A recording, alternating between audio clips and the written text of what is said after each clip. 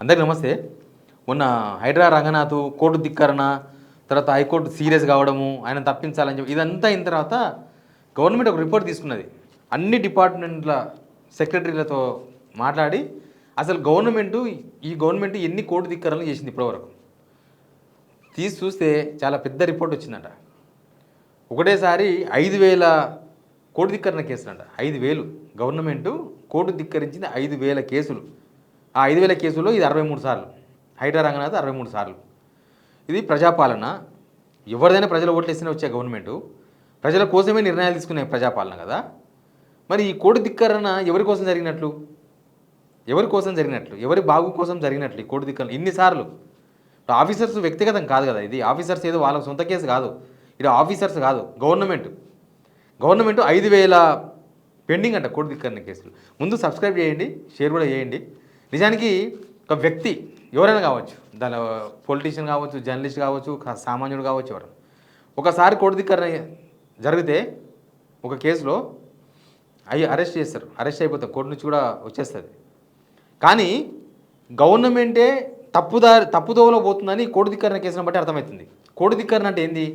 Court చెప్పిందని follow కాకపోవడం, అంతే కదా. కోర్టు ధిక్కరణ అంటే కోర్టు చెప్పిందని ఫాలో కాకపోవడం. కోర్టు ఒకటి చెప్తే వీళ్ళు ఇంకోటి చేస్తున్నారు. ఎవరి కోసం చేస్తున్నారు? కోర్టు ఇప్పుడు రంగనాథ్ విషయం తీసుకుందాం. అది ప్రైవేట్ జాగా, మీరు పోవద్దు అని చెప్పింది. పర్టికులర్ కేసు గురించి మాట్లాడుతున్నాను నేను. పోవద్దు అని చెప్పింది. పోవద్దు అంటే నేను పదే పోయిండు, పదే తప్పు చేసిండు. తప్పే కదా, కోర్టు చెప్పిన తర్వాత పోతే తప్పే.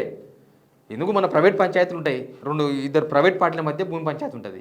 దాని మీద స్టేటస్కో ఇస్తారు, లేకపోతే ఇంకోటి ఇస్తారు, ఆర్డర్ ఇస్తారు, స్టే ఆర్డర్ ఇస్తారు. తర్వాత కూడా పోయిననుకో ఆ భూమిలోకి మళ్ళా పోతే ఏమవుతుంది? కోర్టు ధిక్కరణ కేసు అవుతుంది. అంటే కోర్టు చెప్పిందని ఫాలో అవుతలేదు. గౌరవించాలి కదా. ప్రజాస్వామ్యంలో బతుకుతున్నాం, ప్రజాస్వామ్యం మీద వీళ్ళు నమ్మకంతో మేము భగవద్గీత ప్రమాణం చేసి మేము ఎమ్మెల్యేలమైనాం, మినిస్టర్లమైనాం, చీఫ్ మినిస్టర్లమైనాం. మేము ఎవరి లాభాపేక్ష లేకుండా, ఎట్లాంటి లేకుండా మేము నమ్మకంతో పనిచేస్తామని ప్రమాణం చేసేది. 5,000 పెండింగ్ అంట. అన్ని శాఖలు లెక్కలు తీస్తే సర్కారు తీసిందే, ఇది ఎవరు తీసిన సర్కారు లెక్క కాదు. ఒక ఆర్థిక శాఖ ముఖ్య కార్యదర్శి పైన 2,000 పెండింగ్ కేసులు అంట. ఆర్థిక శాఖ అంటే ఫైనాన్స్ డిపార్ట్మెంట్. అంటే నాకు తెలిసి ఉద్యోగులకు, రిటైర్మెంట్ అయిన ఎంప్లాయీస్కు మీరు 15వ తారీఖు లోపల వాళ్ళకు రావాల్సిన బెనిఫిట్స్ ఇవ్వండి అని చెప్తుంది. వీళ్ళు ఇవ్వరు. లేకపోతే ఎవరో ఉద్యోగంలోకి వెళ్ళి పటాన్ని తీసేస్తుంది. ఏ అవుట్సోర్సింగ్ ఉద్యోగనో తీసేస్తే కోర్టు కోతాడు ఆయన. లేదు అట్టేట తీసేస్తారు, వివరణ ఇవ్వమంటారు, ఇయ్యరు. కోర్టు వివరణ ఇవ్వమంటే ఇయ్యరు. కోర్టు ఏం చెప్తే అది ఫాలో కారు, అంతే. మనకి గవర్నమెంటే కోర్టు చెప్పింది ఫాలో కాకపోతే దీన్ని ఏమని అర్థం చేసుకోవాలి? ఇప్పుడు వచ్చింది బయటికి. ఇప్పుడు వీళ్ళ ట్యాగులైనే ప్రజాపాలన, మాది ప్రజాపాలన, తెలంగాణ ఊపిరి పీల్చుకున్నదంట. ఏమైనా గవర్నమెంటు జనాలకు అనుకూలంగా లేకపోతే కోర్టు ధిక్కరణ చేసిందా? అంటే కోర్టు ఏమన్నా జనాలకు వీళ్ళని వ్యవసాయం చేయనియొద్దు, కోర్టు అయితే రాజ్యాంగం ప్రకారమే నడుస్తుంది కదా, రాజ్యాంగం ప్రకారమే పోతుంది కదా.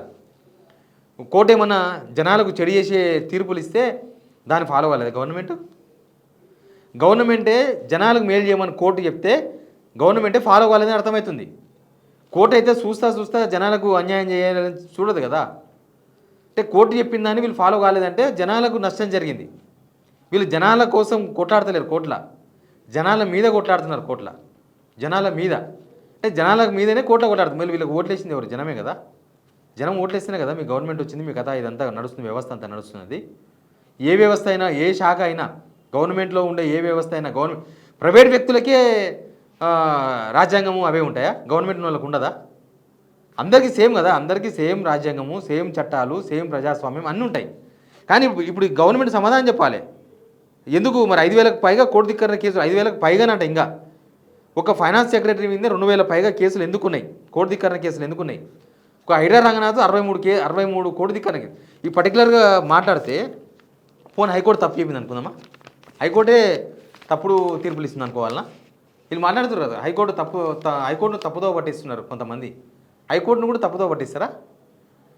ఇన్ని ధిక్కరణ కేసులు చూసిన తర్వాత ఇప్పుడు హైకోర్టును ప్రజలు తప్పుదో పట్టిస్తున్నారా, కోర్టు తప్పుదో పట్టిస్తుందా, ప్రభుత్వం కూడా తప్పుదో పట్టిస్తుందా?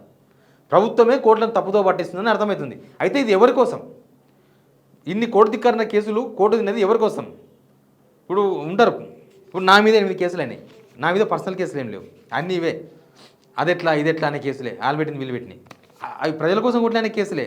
ఏదో జనగాంలో కలెక్టర్ ఆఫీస్ ముందల ఒక ఛాయ్ డబ్బా తీపిస్తే దానికోసం వార్త చేస్తే కేసు అయింది, ఆడు కోయిస్తే కూడా కేసు అయింది. 2 కేసులు 3 కేసులు అయినాయి, 2-3 జిల్లాలో కేసు పెట్టింది. ఇవి ప్రజల కోసం. మరి ప్రభుత్వం ధిక్కరించింది ఎవరి కోసం? ఇది పర్టికులర్ క్వశ్చన్ గవర్నమెంట్కి. మరి రేవంత్ రెడ్డి లేకపోతే ఇందిరమ్మ పాలన, ప్రజాపాలన ఇవన్నీ ఉత్త ఉత్త ఉత్త మాటలే కదా. ఇన్ని కేసులు నాకు తెలిసి ఏ స్టేట్ గవర్నమెంట్ కూడా ఉండదు. ఆ స్టేట్ గవర్నమెంట్ మీద ఇన్ని కేసులు ఉంటాయి. కొన్ని కేసులు కొన్ని ఇంకోటి ఏంటంటే ఇవి 5,000 పైన కేసుల్లో 2,000 ఫైనాన్స్ సెక్రటరీ కేసులు పక్కన పెడితే 3,000 కేసులు లేకపోతే ఫైనాన్స్ సెక్రటరీ కేసులు మిక్స్ చేస్తే కలిపితే 5,000 కేసుల్లో ఇవన్నీ డిఫరెంట్ కేసులు. ఒకటే కేసులో నెంబర్ ఆఫ్ టైమ్స్ కాదు, మళ్ళీ ఒక్కొక్క కేసులో ఒక కోటి ధిక్కరణ. కానీ పర్టికులర్గా హైడ్రా రంగనాథ్ వరకు వచ్చే వరకు రంగనాథ్ ఒకటే కేసులో పదే మనం చూసినాం కదా, మల్కాజిగిరి కేసులోనే కదా ఆయన తప్పించానని సిఎస్కు ఆర్డర్ చేసింది. అంటే ఒకటే కేసులో 3 సార్లు హైకోర్టు ధిక్కరణ. పోవద్దు అంటే పోతారు, పోవద్దు అంటే పోదు. ఎవరి కోసం ఇదంతా? ఎవరి కోసం జరుగుతుంది? ప్రజల కోసం మాత్రం కాదు, నాకు తెలిసి ప్రజల కోసం అయితే కాదు.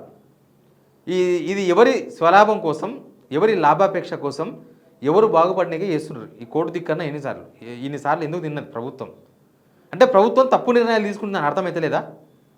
ప్రభుత్వం పోతున్న దారే తప్పు అని అర్థమైతే లేదా? ప్రభుత్వం తప్పు నిర్ణయాలు తీసుకోకపోతే కోర్టు ఎందుకు తప్పబడుతుంది? కోర్టు ఎందుకు తప్పబడదు కదా. ప్రభుత్వం కరెక్ట్గా ఉంటే కోర్టు కరెక్టే ఉందని చెప్తుంది. ఇప్పుడు చాలామంది ప్రభుత్వం మీద కోర్టుకోతారు, పోతే అన్నీ ప్రభుత్వానికి ముటికాయలు వేసింది ఆ ప్రభుత్వం. లేదు, ఆ పిటిషన్ తప్పు ఉన్నప్పుడు ఖచ్చితంగా గవర్నమెంట్కే అనుకూలంగా వచ్చినాయి కదా తీర్పులు. మరి గవర్నమెంటే కొంతమంది కేసులు వేసింది కదా. మరి అట్లాంటప్పుడు కోర్టు కరెక్టే ఉంది కదా. మరి వీళ్ళు కోర్టును అనలేక తప్పుదో పట్టిస్తున్నారని చెప్తున్నారు. వీళ్ళ ఉద్దేశం ఏంటంటే కోర్టు తప్పు చేసిన అభిప్రాయం ఏమో. లేకపోతే హైడ్రా రంగనాథ్ తప్పించాలంటే ఎందుకు సపోర్ట్ చేస్తున్నారు? ఒక కోర్టు ధిక్కరణకు ఎందుకు సపోర్ట్ చేస్తుంది గవర్నమెంట్? రంగనాథ్ కోర్టు ధిక్కరణ చేసినా తప్పించాలని అడుగుతున్నది. కానీ మీరు ఏమంటున్నారు? పెట్టేది మాదే, హక్కు మాకే ఉంటుంది, ఒక అధికారిని ఏడ పని చేయించుకోవాలన్నా మాకే ఉంటుంది అంటే మీరు ఏం చేస్తున్నారు? కోర్టు ధిక్కరణకు సీఎం సపోర్ట్ చేస్తుంది డైరెక్ట్గా. కోర్టు ధిక్కరణకు సీఎం సపోర్ట్ చేసేది ఎవరి కోసం? ప్రజల కోసమా? కోర్టు నేను అడిగేది, ఇక్కడ ప్రజలందరూ తప్పు చేస్తున్నారు, కోర్టులు తప్పు చేస్తున్నాయి, అందరు తప్పు చేస్తున్నారు, తెలంగాణ అంతా తప్పు చేస్తుంది. ఒక రేవంత్ రెడ్డి ఒక్కటే కరెక్ట్ చేస్తుండా? రేవంత్ రెడ్డి పెట్టిన ఆఫీసర్ రంగనాథ్ ఒక్కడే కరెక్ట్ చేస్తుండా? మరి మీరు చేసిందే కరెక్ట్ అయితే కోర్టు ధిక్కరణ కేసులు ఎందుకు పడతాయి ప్రభుత్వం పైన? మామూలుగా ఈ వ్యవస్థలు ప్రజల కోసం పనిచేయాలి. ప్రజలకు యాంటీగా పనిచేసినప్పుడు, ప్రజల వ్యతిరేక నిర్ణయాలు తీసుకున్నప్పుడు ప్రజలు కోర్టుకు పోతారు. కోర్టు చెప్తుంది, లేదు మీరు ఇది చేయాలి ప్రజల కోసం, పలానాలకు మీరు పలానాలు భూమి పోయింది, గవర్నమెంట్ డబ్బులు ఇయ్యదు, కోర్టు ధిక్కరణ కేసు అవుతుంది. వీళ్ళు కోర్టులు ఎట్లా తప్పుదో పట్టిస్తారు? నేను ఉదాహరణకు ఒకటి చెప్తా, కోర్టుని ఎట్లా తప్పుదో పట్టిస్తుంది ప్రభుత్వం. ఇప్పుడు ఫార్మాసిటీ ఉంది, ముత్యాల ఫార్మాసిటీ ఉంది కదా అవుటర్ రింగ్ రోడ్ అవతల. ఫార్మాసిటీ కాదు ఇది, ఇది 4th city, future city, Bharat future city అన్నీ ప్రకటించేసినారు. ప్రకటించిన తర్వాత అక్కడ ఉన్న కొంతమంది రైతులు కోర్టుకు పోయారు. కోర్టుకు పోయి అసలు భూమి తీసుకుంది దేనికోసం, వీళ్ళు చేసింది దేనికోసం, వీళ్ళు ఫార్మాసిటీ అంటున్నారు కాబట్టి, వీళ్ళు ఫ్యూచర్ సిటీ అంటున్నారు కాబట్టి ఫార్మసిటీ రద్దు అయిందంటే కదా. ఫార్మసిటీ రద్దు అయినప్పుడు మాకు రైతు భరోసా రావాలి కదా అని కొంతమంది కోర్టుకు పోయారు. పోతే కోర్టు అడిగింది, అసలు ఏంది మీరు, అది ఫ్యూచర్ సిటీయా ఫార్మాసిటీయా, ఫార్మసీ రద్దు అయిందా? వాళ్ళు రద్దు అయినప్పుడు వాళ్ళ భూములు వాళ్ళకి ఇవ్వాలి కదా. వాళ్ళ భూములకు ఇంకా భూసేకరణ జరగని భూములు నేను చెప్పేది, వాళ్ళ భూములు వాళ్ళ దగ్గరే ఉన్నాయి కదా, వాళ్ళు వ్యవసాయం చేసుకుంటారంట, మీరు వాళ్ళకి మరి డబ్బులు ఇవ్వాలి కదా, రైతు భరోసా ఇవ్వాలి కదా అంటే కోర్టుకి ఏం చెప్పింది తెలుసా ప్రభుత్వము? లేదు మేము ఫార్మసిటీ రద్దు చేయలేదు, ఆడ ఫ్యూచర్ సిటీ పెట్టలేదు, అది ఫార్మసిటీ పెడుతున్నామాట. జనాల్లో చెప్తున్నదేమో ఫార్మసిటీ రద్దు చేసినాం, ఫ్యూచర్ సిటీ పెడుతున్నాం. జనాలకు మాకు రైతు భరోసా ఇవ్వాలి, మరి ఫార్మసిటీ రద్దు చేసినప్పుడు భూములు మా దగ్గర ఉన్నాయి కదా ఇవ్వాలనే వరకు లేదు ఫార్మసిటీ రద్దు చేయలేదు. ఇప్పుడు కోర్టును ఎవరు తప్పుదో పట్టించినట్టు? గవర్నమెంట్ తప్పుదో పట్టించినట్లు. గవర్నమెంటే ఇట్లాంటివే చేస్తుంది, మొత్తం ఇట్లాంటి కార్యక్రమాలే చేస్తుంది. కోర్టును ధిక్కరించింది ప్రభుత్వం, కోర్టును ధిక్కరించింది రంగనాథ్, కోర్టును ధిక్కరించింది హైడ్రా. అంటే వీళ్ళు ఎవరిని ప్రశ్నిస్తున్నారు?